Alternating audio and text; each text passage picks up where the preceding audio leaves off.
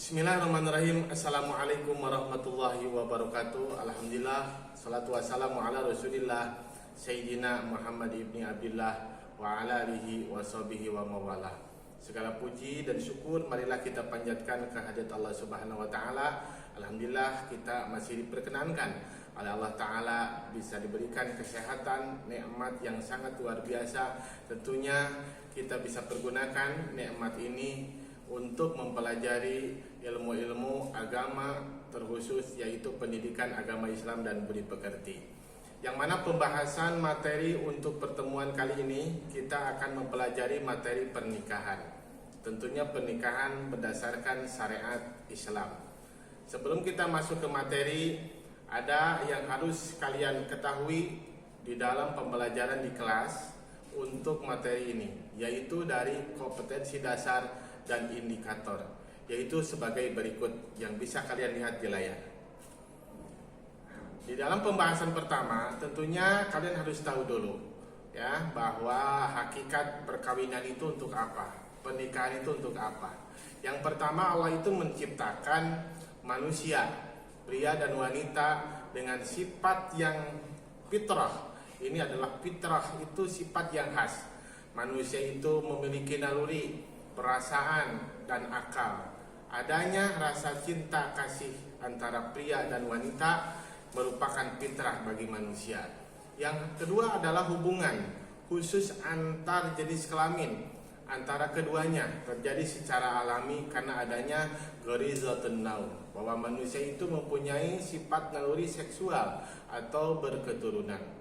Yang berikutnya bahwa perkawinan adalah fitrah bagi manusia, yaitu dilakukan dengan sebuah akad pernikahan, sehingga suatu hubungan menjadi sah, bahkan halal, bukan dengan cara yang diharamkan yang telah menyimpang dari ajaran agama Islam.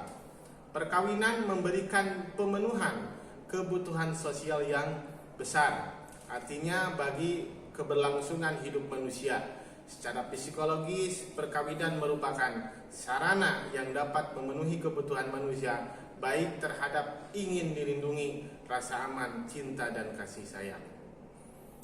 Dan terakhir, bila suatu pernikahan dilandasi mencari keridhaan Allah Ta'ala dan menjalankan sunnah Rasul, bukan semata-mata bahwa tujuannya karena kecantikan fisik atau memenuhi hasrat hawa nafsunya, maka Allah akan menjamin kehidupan rumah tangga keduanya yang harmonis, penuh cinta dan kasih sayang. Dan ini ada di dalam Al-Quran surat Ar-Rum 21 yang artinya, dan di antara tanda-tanda kebesaran Allah, Dia menciptakan pasangan untukmu dari jenismu sendiri agar kamu cenderung dan merasa tentram kepadanya, dan Dia menjadikan di antara kalian yaitu kasih dan sayang. Sungguh pada yang demikian itu benar-benar terdapat tanda-tanda kebesaran bagi kaum yang berpikir. Ya, nikah itu sih apa? Pengertian nikah itu apa? Nikah itu secara bahasa ataupun disebut bahwa nikah itu sahnya melalui akad, yaitu menghimpun, menyatukan, itu secara bahasa. Sedangkan secara syara atau secara istilah, yaitu sebuah akad, ikatan kesepakatan yang menyebabkan halalnya hubungan antara laki-laki dan perempuan sesuai dengan aturan yang digariskan oleh syara. Akad nikah adalah perjanjian berlangsung antara dua belah pihak, melangsungkan pernikahan dalam bentuk ijab dan qabul. Akad nikah dalam Islam berlangsung sangat sederhana, terdiri dari dua kalimat, yaitu adanya ijab dan adanya qabul. Apa itu ijab? Ijab ini adalah penyerahan dari pihak pertama, sedangkan qabul adalah penerimaan dari pihak kedua. Allah juga menyebutkan akad nikah antara dua orang anak manusia sebagai misaqan ghalidha, yaitu ikatan perjanjian yang agung atau suci. Karena janganlah bahwa pasangan suami istri dengan begitu mudahnya mengucapkan kata cerai. Firman Allah Subhanahu wa taala dalam An-Nisa ayat 21, bagaimana kalian akan mengambilnya kembali padahal kalian sudah berhubungan satu sama lain sebagai suami istri dan para istri kalian sudah melakukan dengan kalian perjanjian yang berat yang disebut sebagai mitsaqan ghalidha. Nah, yang berikutnya kita bahas mengenai rukun dan syarat sah akad nikah ataupun pernikahan. Tentunya bahwa suatu pernikahan dinilai sah bila memenuhi rukun dan syarat-syaratnya. Yang pertama adalah ijab dan qabul. Islam menjadikan ijab, yaitu pernyataan wali dalam menyerahkan mempelai wanita kepada mempelai pria, dan qabul, pernyataan mempelai pria dalam menerima ijab sebagai bukti kerelaan, yaitu di dalam pernikahan di antara kedua belah pihak. Syarat ijab qabul pertama diucapkan dengan bahasa yang dimengerti oleh semua pihak yang hadir. Yang kedua, menyebut jelas pernikahan dan nama mempelai pria dan wanita. Yang kedua, syarat daripada ijab qabul dari akad nikah adalah adanya mempelai pria. Syarat mempelai pria diantaranya muslim dan mukallaf, artinya sehat, berakal, balik, dan merdeka. Yang kedua, bukan mahram dari calon istri. Yang ketiga, tidak dipaksa atau tanpa paksaan bila mana menikahnya. Keempat, orangnya jelas. Kelima, tidak sedang melaksanakan umroh ataupun haji. Yang ketiga, adanya mempelai wanita. Bila mana pernikahan, tentunya ini adalah syarat utama, adanya pasangan daripada calon pengantin pria dan wanita. Syarat mempelai wanita pertama muslimah atau beragama samawi, tetapi bukan kafirah ataupun musyrikah, dan mukallaf. Yang kedua, tidak ada halangan syar'i, yaitu misalnya tidak bersuami, tidak dalam masa iddah, ya, dan bukan mahram dari calon suami. Yang keempat, tidak dipaksa. Yang berikutnya, orangnya jelas. Yang terakhir adalah sama, tidak sedang melaksanakan ibadah haji dan umroh. Yang berikutnya adalah adanya wali. Ini sangat penting juga. Selain ada pria dan wanita mempelainya, dalam Islam calon pengantin perempuan harus dinikahkan. Tidak lain itu adalah oleh walinya. Tidak boleh menikahkan dirinya sendiri. Sebagaimana dalam sebuah hadis menyatakan dari Aisyah radhiyallahu anha bahwa Rasulullah bersabda, setiap perempuan yang tidak dinikahkan oleh walinya maka nikahnya batil. Jika terlanjur dia kawin, berhak mendapatkan maharnya karena ia sudah digauli. Jika mereka berselisih pendapat, maka hakimlah yang berwenang menjadi wali perempuannya. Itu Sahih Ibnu Majah. Yang berikutnya, syarat menjadi wali. Nah, ini apa saja? Di antaranya, pertama, walaupun sudah termasuk golongan yang berhak menjadi wali nikah, belum sah menjadi wali nikah sampai syarat-syarat berikut terpenuhi. Syarat wali di antaranya muslim, laki-laki dan mukallaf, sehat, berakal, balik, dan merdeka. Yang kedua, adil, tidak dipaksa, tidak sedang melaksanakan ibadah haji ataupun umrah. Tingkatan dan urutan wali. Tingkatan urutan wali sebagai berikut. Pertama, itu adalah ayah daripada perempuannya, yaitu maju ke atas kakeknya, saudara laki-laki sekandung, saudara laki-laki seayah, anak laki-laki dari saudara laki-laki sekandung, anak laki-laki dari saudara laki-laki seayah, paman sekandung, paman seayah, anak laki-laki dari paman sekandung, anak laki-laki dari paman seayah, ataupun terakhir adalah hakim. Nah, ini adalah skema wali nikah. Kalian bisa lihat di layar bahwa ini adalah skemanya. Bila mana misal ayah kita meninggal ataupun tidak ada, maka ada garis keturunannya. Tapi itu harus dari pihak laki-laki, dari ayah kita. Ya, yang berikutnya wali hakim. Tadi disebutkan bila mana tidak ada yang disebut garis keturunan dari keluarga atau disebut dengan wali nasab, ya, penggantinya itu adalah wali hakim. Dalam konteks Indonesia adalah pejabat di sini yang berwenang menikahkan, yaitu hakim agama atau dari KUA disebutnya naib, ya, itu berdasarkan peraturan pemerintah nomor 1 tahun 1952. Wali hakim itu boleh, ya, menjadi wali nikah dalam hal sebagai berikut. Misalnya pertama, wali dari anak yang zina.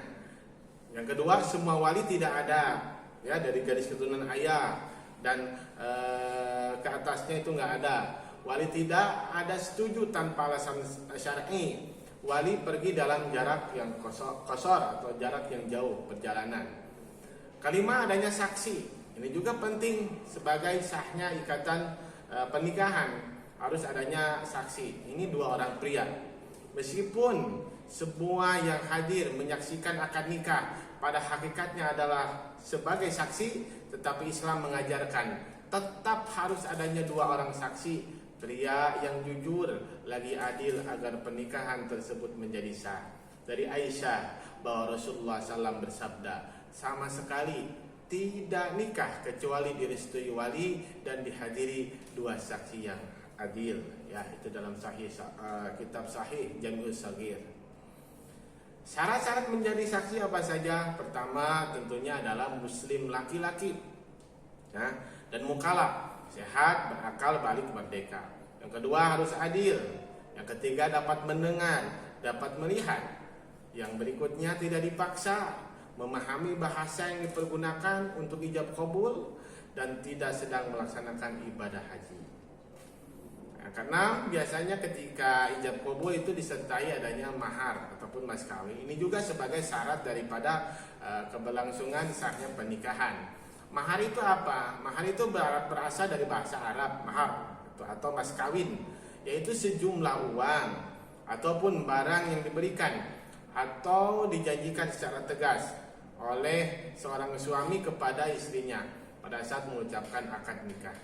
Sebagaimana firman Allah di sini dalam Quran surat An-Nisa ayat 4. Yang berikutnya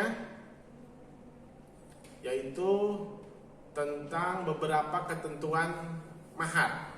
Jadi mahar itu pemberiannya harus apakah uang, apakah barang, segimana. Tadi sini ketentuannya, mahar adalah pemberian yang wajib yang tak dapat digantikan dengan lainnya dari seorang suami kepada istri, baik sebelum, sesudah maupun pada saat akad nikah.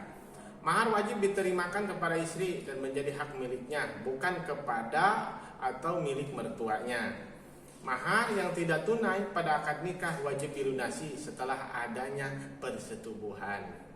Mahar dapat dinikmati bersama suami jika sang istri memberikan dengan kerelaannya. Mahar tidak memiliki batasan kadar dan nilai. Ya, yang berikutnya adalah syarat sahnya akad nikah. Pertama, wanita yang dinikahi bukanlah wanita yang haram dinikahi atau mahram bagi laki-laki, baik kemahraman bersifat sementara ataupun yang semisal dengannya. Yang kedua adanya sigat. Sigat itu lafal, ucapan pernikahan adalah bersifat selamanya, bukan sebatas kontrak. Nah, jadi atau disebutnya nikah kontrak. Yang ketiga, akad yang dilaksanakan harus disaksikan oleh dua orang saksi muslim yang adil. Yang keempat, kerelaan dan pilihan dari kedua mempelai. Penentuan, identifikasi, dan penamaan masing-masing dari mempelai. Kedua mempelai atau salah satunya tidak dalam keadaan yaitu sedang melaksanakan haji ataupun umrah. Pengumuman yang berarti tidak menyetujui adanya penyembunyian pernikahan ini oleh saksi. Akad pernikahan tidak dilakukan dengan seorang laki-laki yang sedang sakit yang memungkinkan membawanya kepada kematian. Dan disebutkan mahar secara jelas atau bandingannya. Dan terakhir, kerelaan wali atau ayah atau yang bisa mewakilinya pada saat tidak ada. Nah, ini materi berikutnya adalah hak dan kewajiban suami istri. Apa saja sih kewajiban suami terhadap istrinya? Yang pertama, ini kewajiban bersifat materi, yaitu memberikan mahar ataupun nafkah untuk sehari-hari. Kewajiban yang tidak bersifat materi diantaranya menggauli istrinya secara baik, ya, melaksanakan keadilan di antara istri-istri apabila menikahi lebih dari satu istri, menjaganya dari segala sesuatu yang mungkin melibatkannya pada suatu perbuatan dosa dan maksiat. Suami wajib mewujudkan kehidupan perkawinan yang yang baik, yang sesuai tuntunan Allah untuk terwujud, yaitu mawaddah, warahmah dan sakinah. Untuk maksud itu suami wajib memberikan ketenangan yang disebut sakinah bagi istrinya, mawaddah memberikan cinta, dan rahmah yaitu kasih sayang kepada istrinya. Yang berikutnya adalah kewajiban istri ini kepada suaminya. Pertama, menggauli suaminya secara layak sesuai dengan kodratnya, itu menerima ya, tidak menolaknya. Memberikan rasa tenang dalam rumah tangga untuk suaminya, dan memberikan rasa cinta, kasih sayang kepada suaminya dalam batas-batas yang berada dalam kemampuannya. Taat patuh kepada suaminya selama suaminya tidak menyuruh untuk melakukan perbuatan maksiat. Menjaga dirinya, menjaga harta suaminya bila suaminya sedang tidak berada di rumah. Menjauhkan diri dari segala sesuatu perbuatan yang tidak disenangi suaminya. Menjauhkan diri dari memperlihatkan kelakuan yang tidak enak dipandang dan suara yang tidak enak didengar. Itu kewajiban daripada istri kepada suami. Dan ini hak bersama suami istri. Pertama, bolehnya bergaul, bersenang-senang di antara keduanya. Timbulnya hubungan suami dengan keluarga istrinya, dan sebaliknya hubungan istri dengan keluarga suaminya yang disebut sebagai hubungan musyawarah. Hubungan saling mewarisi di antara suami istri. Setiap pihak berhak mewarisi pihak lain bila terjadi kematian. Nah, yang berikutnya adalah kewajiban bersama suami istri, yaitu memelihara, mendidik anak keturunan yang lahir dari perkawinan tersebut. Dan yang paling penting adalah menjadikan rumah tangga yang sakinah, yang mawaddah warahmah. Kita masuk ke materi terakhir, ini adalah hukum-hukum pernikahan. Di antara hukum pernikahan ini bisa berubah sesuai kondisi mempelai yang akan menikah. Pertama, dihukumi nikah itu wajib. Bagaimana? Apabila bersangkutan mempunyai keinginan biologis yang kuat, sehingga untuk menghindari dari hal-hal yang diharamkan, maka hukumnya wajib untuk menikah. Juga jika yang bersangkutan telah mampu, siap menjalankan tanggung jawab di dalam rumah tangga, itu maka dihukumi wajib. Dihukumi sunnah apabila yang bersangkutan pertama siap dan mampu menjalankan keinginan biologisnya, yang kedua siap dan mampu melaksanakan tanggung jawab di dalam rumah tangganya. Dihukumi makruh apabila yang bersangkutan tidak mempunyai kesanggupan menyalurkan kebutuhan biologis walaupun sanggup melaksanakan tanggung jawab, nafkah dan lain-lain. Atau sebaliknya, dia mampu menyalurkan kebutuhan biologisnya tetapi tidak mampu bertanggung jawab dalam memenuhi kewajiban di dalam rumah tangganya. Yang berikutnya dihukumi haram. Haram itu bagaimana? Apabila mempunyai penyakit kelamin yang akan menular kepada pasangannya juga keturunannya. Sebaiknya sebelum menikah periksakan kesehatan untuk memastikan keadaan kita. Apabila yang mengidap berbagai penyakit yang berbahaya meneruskan pernikahan, dia akan mendapat dosa karena dengan sengaja mengeluarkan penyakit kepada suaminya. Itu haram ya. Dan mungkin itu materi untuk pertemuan kali ini.